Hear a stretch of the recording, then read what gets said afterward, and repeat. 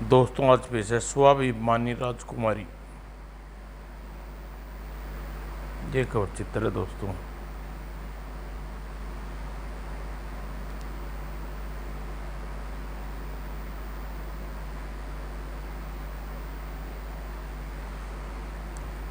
दंस देश के छोटे से राज्य के स्वामी होते हुए वीर रतन सिंह वीर स्वाभिमानी राजा थे।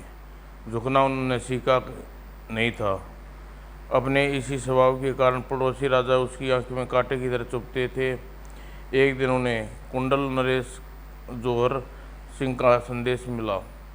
रतन सिंह, हमारा आदेश है कि आप अपनी पुत्री मणिबाला का विवाह हमारे साथ करने आना था। युद्ध के लिए तैयार रहे जौहर सिंह। उसने यह भी कहना उनसे यह भी कहना कि रतन सिंह ने मरना सीखा है, झुकना नहीं सीखा। पत्थर पड़ते रतन सिंह के चेहरा चट्टान की तरह सख्त हो गया। उसने पत्थर के टुकड़े टुकड़े कर डाले। दूत, इस पत्थर के टुकड़े अपने राजा को थंबा देना, उसे हमारा जवाब मिल जाएगा। ठीक है महाराज।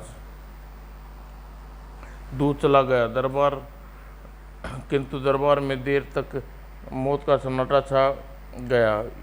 सन्नाटा रतन सिंह की आवाज़ से टूटा। सेनापति उत्तरी सीमा युद्ध के लिए तैयारी की जाए। योग्य महाराज। सहसा ही ऐसा निर्णय क्यों? अंततः महामंत्री जौहर सिंह, हमारे पूर्व वीरता और स्वाभिमान की चुनौती दी गई है। वह चाहता है कि हम उसके आगे झुक जाएं। परंतु महाराज, हमारे मुट्ठी भर सैनिक जौहर सिंह के विशाल सेना का सामना कैसे कर सकेंगे?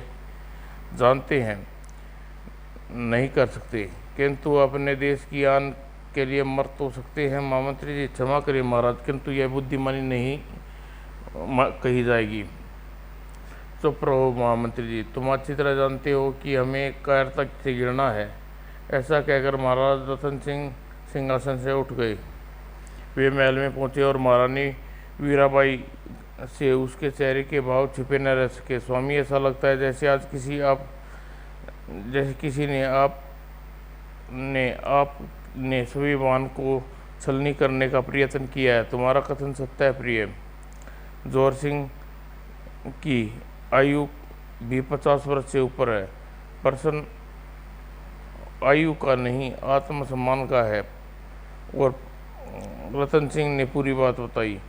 और फिर हमारे वंश में विवाह के लिए स्वयंवर की प्रथा है। आप कहें तो मैं मणिबाला से बात करूं। मुझे विश्वास है कि अपने देश के रक्तपात बचाने के लिए वह। सुनते ही रतन सिंह की आंखें अंगारे की तरह धधक उठी। तुम्हें लज्जा आनी चाहिए महारानी। वीर पुरुष की पत्नी होकर भी तुम। क्षमा करें महाराज। महारानी मणिबाला ने त्याग और रक्तपात अवश्य रुक जाएगा, परंतु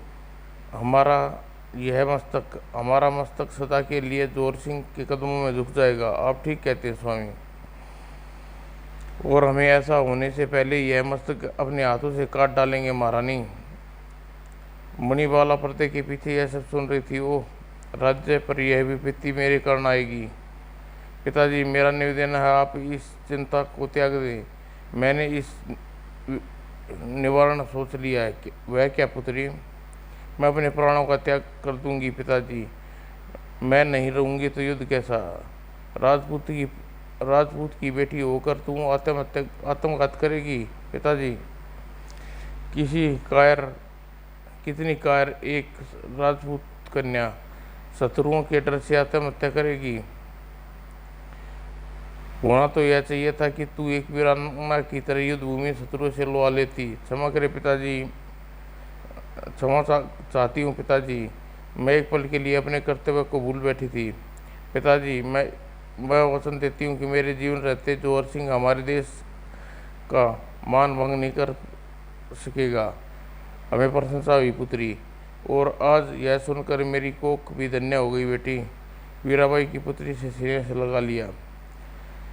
मणिबाला ने अब अगले दिन अपनी सखी चंद्रकला को इस बारे में सब कुछ कह सुनाया। चंद्रकला, मैं इस विषय में तेरी सहमति जानना चाहती हूँ। तुम्हारा निर्णय बुरा नहीं है राजकुमारी।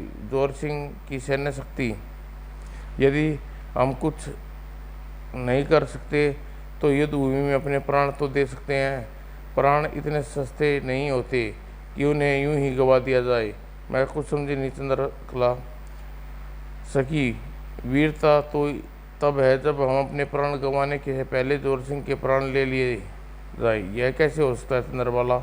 बिल्कुल हो सकता है मणिबाला। उसके लिए मैंने एक युक्ति सोची है। चंद्रबाला ने युक्ति बताने लगी। उधर रतन सिंह जब सोकर उठा, सेवक उसे एक पत्र दिया। महाराज, यह पत्र राजकुमारी जी के कक्ष में मिला। कैसा पत्र? दिखाओ। पिताजी, मैं चंद्रकला के साथ कुछ दिन के लिए राज्य से बाहर जा रही हूँ, किंतु इस निश्चय के साथ मैं जोर सिंह को समाप्त करके ही वापस लौटूंगी। पत्र पढ़ते रतन सिंह की आंखों में आंसू आ गई। तूने ऐसा निश्चय क्यों कर लिया बेटी? मेरे कहने का आशय यह नहीं था। वीराबाई ने पत्र पढ़ा तो अपने पति को समझाया। आपको अपनी बेटी पर गर्व होना चाहिए था और आप रो रहे हैं। मैं यह तो सोचो प्रिय, अभी मणिबाला की आयु ही क्या है और वह हमारी इकलौती बेटी है। तो क्या हुआ? आप तो जानते हैं कि शस्त्र कौशल युद्ध कला में पूरी तरह निपुण है। यदि हमने उसे कटु शब्दों न कहे होते तो वह कदाचित यह न करती। और इधर कुंदनपुर के दूत जोर सिंह के सम्मुख उसी पत्र के टुकड़े रख दिए। हम पूछते हैं दूत, कागज के टुकड़े का क्या अर्थ है? क्षमा करें अंदाता, यह टुकड़े इसी पत्र के हैं और यह रतन सिंह यही जवाब भेजा है। सुनते ही जोर सिंह की आंखों में क्रोध से शोले भड़क उठे और वह क्रोध में भरकर चिल्लाया, उस चींटी जैसे इंसान की यह हिम्मत? सेनापति जी महाराज, देश दंश राज्य को इसी समय धूल में मिला दिया जाए। जैसी आज्ञा महाराज। उधर दूसरी ओर मणिकला राजकुमार को जैसा भेष बजकर घोड़े पर सवार होकर राजधानी से निकली। चंद्रकला, मुझे भय है कहीं जोर सिंह हमारे राज्य को तत्काल आक्रमण न कर दे। नहीं, किंतु तुरंत ही ऐसा नहीं होगा राजकुमारी, और उस घमंडी रतन सिंह का सिर काटकर हमारे सामने लाया जाए। ठीक है महाराज। राजकुमारी जी, सबसे पहले हमें सेनापति को निशाना बनाएंगे, ठीक है ना? हाँ, यह ठीक रहेगा। कम से कम कुछ समय के लिए युद्ध रुक जाएगा और प्रताप होने से पूर्व दोनों सखी प्रभात होने से पूर्व दोनों सखी कुंडपुरी नगर में प्रवेश किया। कुंडपुर की एक पहाड़ी पर स्थित था। नगर के चारों ओर पहाड़ियों की श्रृंखला थी। दोनों चुपचाप गई। यार सुन, हमारे राजा का दिमाग कुछ खराबी लगती है। प्रतिवर्ष किसी न किसी राज्य पर आक्रमण करना उसका शौक बन गया है। उसका क्या बिगड़ता है? युद्ध में हम गरीब सैनिक मारे जाते हैं। हमारा सेनापति इतना डरपोक है, वह हमेशा पीछे ही रहता है। यदि इन दोनों को काबू में कर लिया जाए तो इनसे बहुत रहस्य प्राप्त कर सकते हैं। मैं तैयार हूँ चंद्रकला, चलो। दोनों सखी के हाथों में रस्सियाँ लेकर अलग अलग दिशा में बढ़ गई और दोनों रस्सियों के फंदे सैनिकों की ओर फेंकी। रे मेरी गर्दन रे! दम घुटने के कारण दोनों सैनिक गिर पड़े। मणिबाला और चंद्रकला सामने आकर उनकी छाती पर तलवारें लगा दी। सैनिकों, हमें 2 प्रश्नों के उत्तर चाहिए। पहला, तुम्हारे सेनापति का निवास स्थान कहाँ है? दूसरा, किस तुम्हारे किले का प्रवेश करने का गुप्त मार्ग? यदि तुमने इन प्रश्नों का उत्तर नहीं दिया तो मैं तुम्हारे सिर से धड़ जुदा अलग कर दूंगी। ऐसा नहीं, ऐसा मत कीजिए। हम आपके प्रश्नों का उत्तर देंगे। सेनापति का निवास शिव मंदिर के सामने है और किले का गुप्त मार्ग शिव मंदिर की बाईं ओर जो खंडर है उसके बीच वाला कक्ष से सुरंग किले में जाती है। परंतु खंडर में उस स्थान की रक्षा के लिए प्रत्येक समय साधु रूप में 2 सैनिक अधिकारी रहते हैं। और सिरंग का मुंह किस प्रकार खुलता है वही वही बता सकते हैं। पूरी बात जानने के बाद दोनों सैनिकों को ठिकाने लगा दिया। शत्रु को जीव छोड़ना घातक होता है। दोनों ने उन सैनिकों की लाश पत्थरों से ढक दी और उन्हें पता न चला कि सैनिक का तीसरा साथी उन्हें देख रहा है। निश्चित ही यह शत्रु देश के गुप्तचर है। मुझे सेनानायक को पता देना होगा। हमें इनकी लाशों को ठिकाने लगा देना चाहिए, यही ठीक रहेगा। चंद्रकला वह भागकर सेना नायक के पास पहुंचा और पूरी बात बता दी। सेना नायक अपने साथ कुछ सैनिकों को लेकर चल पड़ा। क्या तुमने अपनी आंखों से देखा है? जी हाँ, वे लोग अभी भी वहीं हैं। इधर दोनों सैनिकों की लाशों को पत्थर रखने के बाद राजकुमारी जी, यह स्थान हमारे लिए सुरक्षित नहीं है। फिर तो हमें इसे तत्काल छोड़ देना चाहिए। उसी समय दोनों सामने आते कुछ सैनिकों को देखकर दोनों चौकन्ने हो गए। इस समय ने हमारा साथ नहीं दिया सकी, अब हम निश्चित ही गिरफ्तार कर लिया जाएगा। घबराओ मत, साहस से काम लो। इन तलवारों के रहते हमारा कुछ नहीं बिगाड़ सकते हैं राजकुमारी जी। दोनों अपने अपने तलवारें म्यान से बाहर निकाल ली। निकट आकर सैनिकों ने उन्हें दोनों को घेर लिया। गुप्तचरों, तुम्हें गिरफ्तार किया जाता है। हम वीर हैं, अतः हम युद्ध के पश्चात ही गिरफ्तार हो सकेंगे। साहस से तो आगे बढ़ो। सैनिकों, इन दोनों को अभी गिरफ्तार कर लो। सैनिक आगे बढ़े। मणिमाला और चंद्रकला की तलवारें चमक उठी और दो सैनिक धरती पर गिर पड़े और उसके उपरांत 4 और भी। सेना नायक भयभीत होकर भागा। तलवार है बिजलियां, हमें पूरी टुकड़ी बुलानी होगी। और थोड़ी देर बाद जब टुकड़ी लेकर वहां पहुंचा, मणिमाला और चंद्रकला वहां नहीं थी। वे दोनों छुपी हुई जंगल में। मैं थक गई हूँ चंद्रकला, थोड़ा आराम कर लो राजकुमार जी। उसी समय निकट कहीं शेर दहाड़ सुनकर दोनों चौंक उठी। झाड़ियों से निकलकर देखा, शेर किसी युवक का पीछा कर रहा था। यह तो कोई राजकुमार मालूम होता है राजकुमारी, हमें इसके प्राणों की रक्षा करनी होगी। ऐसा सोच दोनों ने कमान पर अपने धनुष बाण चढ़ा लिए। जबकि राजकुमार प्राण रक्षा के लिए एक वृक्ष पर चढ़ गया और शेर भी वृक्ष के आकर रुक गया। युग का दुर्भाग्य था, जिस शाखा पर बैठा था कमजोर थी। युग के बोझ से न झेल सकी और शाख टूट गई और शेर नीचे आ गिरा। युवक नीचे आ गिरा। निकट ही खड़ा शेर उस युवक पर झपटा, किंतु युवक को तो बोझ पाता इससे पहले चंद्रकला और मणिबाला के बाणों ने उसे पूरी तरह बेंध डाला। शेर से 2-4 पल के लिए झटपटाया और शांत हो गया। मेरे प्राण बचाकर तुमने मुझ पर उपकार किया है, मैं उसे कभी नहीं भूलूंगा। वस्त्रों और व्यवहार से तो आप राजकुमार पुरुष लगते हैं। आपने ठीक कहा, मैं राजकुमार अश्वनी हूँ और कुंदनपुर नरेश जोहर सिंह का पुत्र हूँ। किंतु आप कौन से देश की राजकुमारियाँ हैं? दोनों की यह वेशभूषा क्यों धारण कर रखी है? फिर तो हमारी अतिथि। उसकी विलक्षण बुद्धि देखकर मणिबाला और चंद्रकला दोनों चौंक पड़ी और चंद्रकला ने मणिबाला को अपना वास्तविक परिचय दिया। तो फिर हमारी अतिथि हुई राजकुमारी जी। अतिथि नहीं, शत्रु कहिए राजकुमार। मैं आपके देश कुंडलपुर का विनाश करने निकली हूँ। कहते हुए मणिबाला ने अपनी तलवार म्यान से खींच ली। यदि पता होता कि आप कुंडल नरेश के इकलौते पुत्र हैं तो मैं कदापि आपके प्राणों की रक्षा न करती।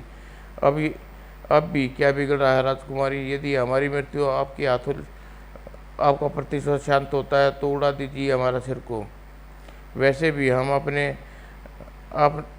अब आपके बिना हमारा जीवन संभव नहीं है राजकुमारी जी। आपके सौंदर्य से पागल कर दिया हमें। राजकुमारी, यदि कुंडलपुर की सेना हमारे देश पर आक्रमण न करने का वचन दे तो हम यहाँ से चली जाएंगी। चंद्रकला, हम वीर पिता की कन्याएं हैं, ऐसा कहकर तुम अपने स्वाभिमान को गिरा रही हो।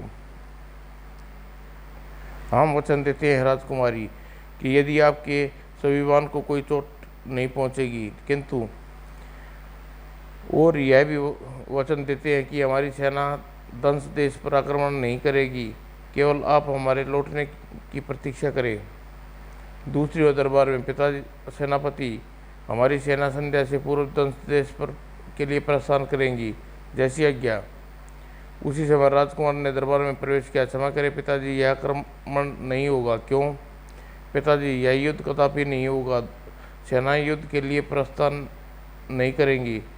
महाराज का आदेश का उल्लंघन का अर्थ राजद्रोह है। पिताजी, कुंदनपुर का भावी सम्राट होने के कारण इस युद्ध को रोकना का अधिकार है मुझे, और तुम्हें यह अधिकार हमारी मृत्यु के पश्चात मिलेगा। युवराज को नजरबंद कर दिया जाए।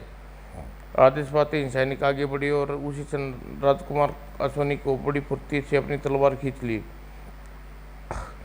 राजकुमार अश्वनी ने तलवार यमराज का पास की तरह घूमी। यह क्या दुस्साहस है सैनिक को। फिर बहुत से सैनिक आगे बढ़े। तलवारें बिजली की तरह चमकने लगी। दरबार रणभूमि बन गया और राजकुमार भुट्टे की तरह सैनिकों के सिर उठाने लगे, किंतु वह आखिरकार अकेले थे। अब मुझे यहाँ से निकल चलना चाहिए। राजकुमार सैनिकों को से जूझता हुआ खिड़की तक पहुंचा, रास्ता बनाने लगा। अंत में राजकुमार खिड़की से कूद गया और अपने घोड़े पर बैठकर सैनिकों की नज़रों से ओझल हो गया। और दूसरी ओर मणिबाला और चंद्रमुखी उसी जंगल में अकेली योजना पर विचार कर रही थी। तभी रक्त से सनी तलवार लिए राजकुमार वहां पहुंचा। राजकुमार, यह रक्त जनित तलवार साक्षी है कि हम अपने वचन का पालन कर रहे हैं। आश्चर्य है। तब राजकुमार ने विस्तार से संपूर्ण सब कथा उन्हें कह सुनाई। आपने अपने पिता से विद्रोह कर दिया राजकुमार, केवल आपका विश्वास जीतने के लिए राजकुमारी, किंतु इसका परिणाम यही एक ऐसी चीज़ है जिसकी चिंता वीर पुरुषों को कभी नहीं होती। राजकुमारी, विश्वास कीजिए, अब एक अभियान है मैं आपके साथ हूँ। यदि युद्ध बंद नहीं हुआ तो आपके साथ चलकर आप और आपकी ओर से युद्ध करूँगा। देखो मणिबाला, अपने सौंदर्य के जादू का कमाल तुम्हारे लिए राजकुमार विद्रोही बन गया। चल हट चुप शैतान। और दूसरी ओर दरबार में महाराज जोर सिंह, क्षमा करें महाराज, एक साधारण सी बात के लिए युवराज का अपमान उचित न था। साधारण बात महाराज? उसने हमारे सम्मान और इस सिंहासन को चुनौती दी है, चाहे कारण कुछ भी हो रहा हो महाराज, किंतु युवराज का यूं विद्रोह करना राज्य के लिए उचित नहीं है। हम जानते हैं और यह भी जानते हैं कि विद्रोह का सिर कैसे कुचला जाता है। महामंत्री, हमारी सेनाएं दंश राज्य पर आक्रमण के लिए कूच करे। उधर जब आक्रमण का समाचार महाराज रतन सिंह को मिला, चेहरा चट्टान जैसे कठोर हो गया। सेनापति, शत्रु के आक्रमण का मुंह तोड़ जवाब दिया जाए। आप निश्चिंत रहे महाराज, हमारे वीर सैनिक मातृभूमि की रक्षा के लिए अपने प्राणों का बलिदान देंगे। महामंत्री, मणिबाला और चंद्रबाला के बारे में कोई सूचना प्राप्त हुई? नहीं महाराज, गुप्तचर निराश होकर लौट आए हैं। और दूसरी ओर गुफा में बैठा राजकुमार, जब सेना के प्रस्थान का समाचार मिला, राजकुमारी जी, आज मैं कुंडलपुर में रक्त की नदियाँ बहा दूंगा। आप अपना धैर्य खो रहे हैं राजकुमार। यह तो सोचिए कि आप अकेले विशाल सेना का सामना कैसे करेंगे। नहीं कर सकेंगे राजकुमारी जी, किंतु हम आपके लिए अपने प्राण तो दे सकते हैं। मेरे विचार से आप हमें अपने राज्य में पहुंचकर शत्रुओं का सामना करना चाहिए। और उसी समय कुंडलपुर राज्य की सेना बड़ी तेजी से दंश राज्य की ओर बढ़ रही थी। वह जोर सिंह भी एक हाथी पर सवार था। कुंडलपुर का नरेश की जय। ऐसा तो नहीं कि युवराज कुंडलपुर से निकलकर हमारे शत्रु से मिल गया हो। उधर युवराज अश्वनी मणिपुर व चंद्रलका सहित कुंडलपुर राज्य की सीमा पार कर चुका था। बस हम आप पहुँचे। उधर युद्धभूमि में जाने से पूर्व रतन सिंह, यदि ऐसा समय हमारी पुत्री मणिबाला भी होती तो कितना अच्छा होता। ईश्वर करे आप युद्ध में विजय प्राप्त करके लौटे। उसी समय मणिबाला भी वहां पहुंच गई। प्रणाम पिताजी महाराज। ओह मेरी बेटी। पिताजी, कुंडलपुर के युवराज अश्वनी भी हमारे साथ आए हैं, वे आपसे मिलना चाहते हैं। सुनकर रतन सिंह चौके कुंडलपुर के युवराज शत्रुपुत्र इस दुष्ट जोर सिंह का बेटा मणिबाला ने सारी बात बताई। युवराज का शत्रुपुत्र होते हुए भी हमारे मित्र हैं पिताजी। राजनीति के अनुसार यह एक शुभ समाचार है पुत्री, उसे आदर सहित ले आओ। जी पिताजी। तब युवराज अश्वनी के कथन कक्ष में प्रवेश किया। तुम्हारा स्वागत है युवराज, यह धर्मयुद्ध में मैं आपके साथ हूँ महाराज। उधर कुंडलपुर की सेना राज्य की सीमा पर अपने खेमे गाड़ दिए और एक गुप्तचर ने जोर सिंह के खेमे में प्रवेश किया। एक विशेष समाचार महाराज, युवराज दंश नरेश की सेना में मिल गया है। ऐसा असंभव, ऐसा कैसे हो सकता है महाराज? मैंने राजा रतन सिंह और युवराज को महल के एक साथ निकलते देखा है और सच कह रहा हूँ। जोर सिंह को लगा कि जैसे उसके सिर पर हथौड़ा मार दिया गया हुआ। हमें भी ऐसी आकांक्षा थी गोचर। एक समाचार यह भी है महाराज, युवराज खुद अपनी ही सेना से युद्ध करेंगे। युवराज अश्विनी, मणिबाला और चंद्रमणि तीनों एक साथ युद्ध के लिए तैयार होकर घोड़ों पर सवार थे। आज हम धन्य हुए युवराज, और आप सौभाग्यशाली भी है महाराज। आपके कुल में मणिबाला जैसी वीरांगना ने जन्म लिया है, और यह मेरी सीख सखी चंद्रबाला। रणकौशल देखकर आप दंग रह जाएंगे युवराज। और महाराज, जोर सिंह के बेटे का योग में अस्वस्थ हो गई। सेनापति, अस्वस्थ के कारण हम युद्ध में नहीं जा सकते, या युद्ध सेना का संचालन तुम्हारे हाथ में रहेगा, जैसी महाराज की आज्ञा। सेनापति युद्ध की तैयारी में शुरू करवा दी। अगले दिन प्रातः दोनों सेनाओं युद्ध का बुगल बजा, हर हर महादेव, जय मां काली। और जोर सिंह अपने शिखर में चिंताग्रस्त बैठे थे। एक और तो युद्ध नीति, दूसरी ओर पिता का धर्म कुछ, किंतु इस समय हम एक पिता के धर्म का पालन करेंगे। और बिगुल बत्ती दोनों सेनाएं युद्ध के लिए भूखे भेड़िए की तरह टूट पड़ी। 10 नरेश की जय, कुंडलपुर के नरेश की जय। और दंश नरेश की सेना अच्छी व सुजीत ढंग से सुजीत रचना के कारण कुंडल की सेना पर भारी पड़ने लगी। रतन सिंह का युद्ध अनुभव और युवराज अश्वनी और अतुल वीरता और मणिबाला और चंद्र अचूक निशानों से शत्रु में त्राही मचा दी। रतन सिंह बार बार अपनी सेना को उत्साहित कर रहा था। वीरों, तुम्हारे जीते जी शत्रु मातृभूमि का अपमान न कर पाए। आगे बढ़ो वीरों, आगे बढ़ो। उसकी तलवार शत्रुओं को गाजर मूली की तरह काट रही थी। इधर युवराज कुंडल सेनापति के सामने पहुंचा। क्या बात है सेनापति, आपने मुझे देखकर अपनी तलवार क्यों नीचे कर ली? आप कुंडल के भावी शासक हैं युवराज, मैं आपके सम्मान करता हूँ। आपसे युद्ध नहीं करूँगा, किंतु उस दिन जब दरबार में मुझ पर हमला किया, यह सम्मान भाव कहाँ गई सेनापति?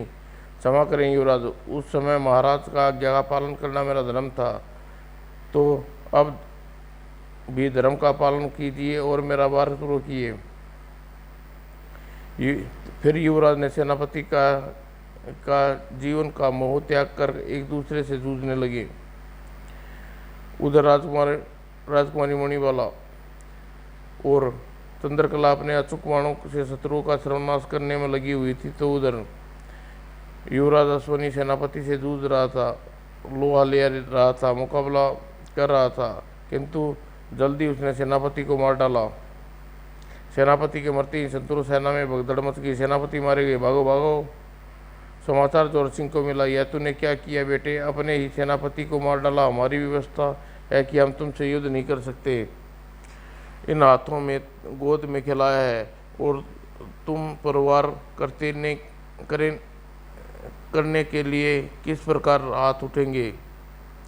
और सिरधी उसने अपने भाव आवेश को संभाला और युद्ध के लिए तैयार हुए। किंतु युवराज अश्वनी पहले उन्हें रतन सिंह से टकरा गया। रतन सिंह ने चेतावनी दी, सामने से हट जाओ रतन सिंह, आज यही युद्ध पिता और पुत्र के बीच में होगा, तुम बीच में मत आओ। नहीं नहीं जोर सिंह, वीर पुरुष युद्ध में मुंह नहीं मोड़ा करते। युवराज के बाद में सोचना, पहले मुझसे युद्ध कर चलाओ अपनी तलवार। रतन सिंह, अब यह युद्ध पिता और पुत्र का हो गया है, तुम अपनी जान बचाकर अपनी जान गवा कर उसकी जान बचाने की कोशिश न करो। तभी युवराज अश्वनी वहाँ पहुँचा। किसकी जान जाती है इसका निर्भर तलवार ही कर सकती हैं। पिताजी, कीजिए अपना वार। आश्चर्य है, एक पुत्र अपने पिता को चुनौती दे रहा है। वाह, पिताजी को नहीं, अधर्म मार्ग को चलने वाले राजा को चुनौती दे रहा हूँ। यदि दुर्भाग्य से राजा मेरा पिता है तो भी युद्ध करूँगा। मैं राजकुमारी को वचन दिया है, मेरे जीते जी से दंस राज्य कुंडलपुर का अधीन नहीं होगा, इसलिए युद्ध कीजिए या फिर सेना लेकर वापस जाइए। दंस राज्य स्वतंत्र है और स्वतंत्र रहेगा। तेरा इतना साहस कि मुझे वापस लौट जाने को कहे, संभाल मेरा वार। पिताजी, पिता और पुत्र के बीच अत्यंत भयंकर युद्ध हुआ। रतन सिंह यह देखकर चिंतित हो गया। अगर मैंने ऐसा तो नहीं चाहता था। मेरे कारण पिता और पुत्र युद्ध लड़े। युवराज अभी बालक है, उसे कुछ हो गया न जाए। युवराज घायल होकर नीचे गिरा। जोर सिंह ने युद्ध रोककर अपनी तलवार फेंक दी। उठो पुत्र, युद्ध में विजय श्री तुम्हें मिलेगी। हम हार गए पुत्र और अपनी सेना के साथ वापस लौट रहे हैं। अब हमें विजय नहीं चाहिए। जोर सिंह ने युद्ध समाप्त की घोषणा की। युद्ध बंद हो गया। जोर सिंह आगे बढ़कर रतन सिंह के गले मिला और भावहीन स्वर में बोल उठे, रतन सिंह, आपने बेटे के लहू देखकर हमारी आंखें खुल गई। आज हम अपने व्यर्थ में ही रक्तपात के लिए क्षमा मांगते हैं। आप की तरफ दोस्ती का हाथ बढ़ाते हैं। आज से हमारी मित्रता रिश्तेदारी में बदलनी चाहिए। यह तो हमारे लिए प्रशंसा की बात है जोर सिंह। उसी दिन शाम को दंसराज ने कुंडल के घनिष्ठ संबंध बन गए और शहनाइयाँ बज उठी। दोनों राज्यों के बीच बन गई रिश्तेदारी की घोषणा कर दी। विवाह के अग्निकुंड में दोनों राज्य की दुश्मनी जलकर राख हो गई और बाद में युवराज अश्वनी का अभिषेक कर दिया गया। समाप्त दोस्तों।